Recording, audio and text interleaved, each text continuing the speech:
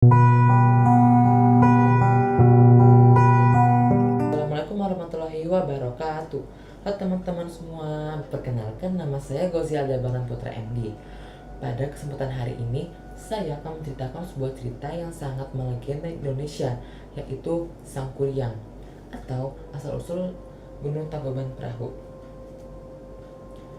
Dahulu kala hiduplah seorang pemuda yang sangat suka berburu. Dia adalah Sangkuriang. Dia hidup di hutan bersama ibunya, Dayang Sumbi, dan anjing peliharaan kesayangannya, yaitu Tumang. Tapi ada satu rahasia yang tidak diketahui oleh Sangkuriang, kalau ternyata Tumang itu adalah titisan dewa sekaligus ayah kandungnya sendiri. Pada suatu saat, Sangkuriang pergi berburu bersama Tumang untuk mencari kijang karena Dayang Sumbi sangat ingin makan hati kijang. Ayo Tumang, kejar kijang itu. Tetapi pada saat itu Tumang hanya diam saja.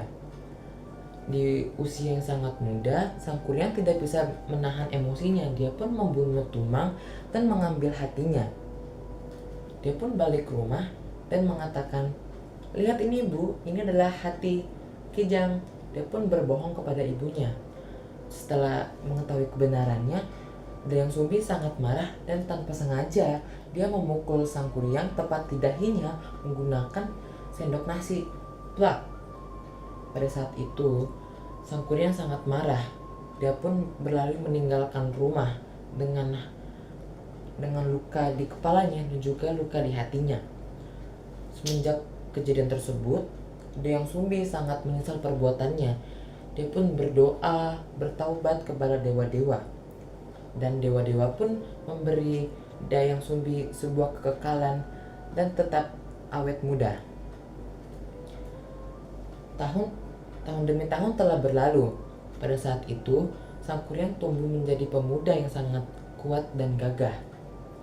Saat itu dia hendak ingin balik kampung ke hutannya atau ke rumah tinggalnya yang saat dulu dia tinggalin, dan di perjalanannya dia bertemu dengan wanita yang sangat cantik jelita.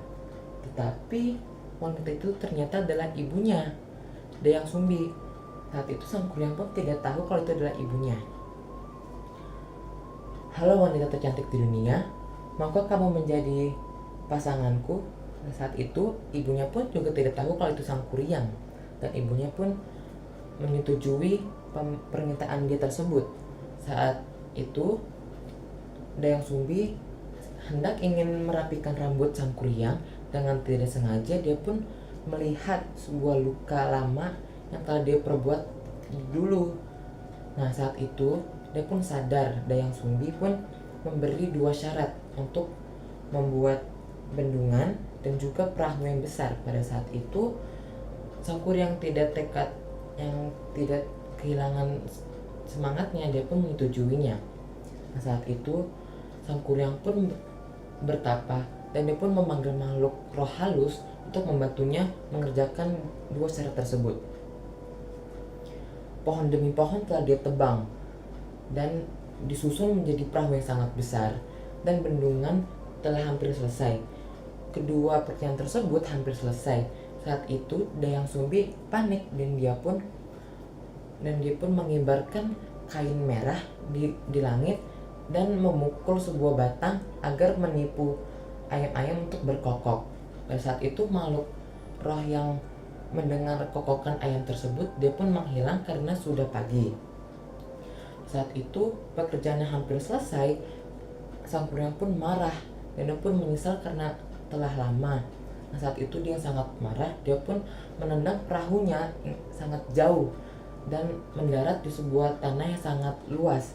Dan lama-kelamaan perahu tersebut tumbuh menjadi besar dan menjadi gunung yang kita kenal sekarang, yaitu Gunung Tangkuban Perahu.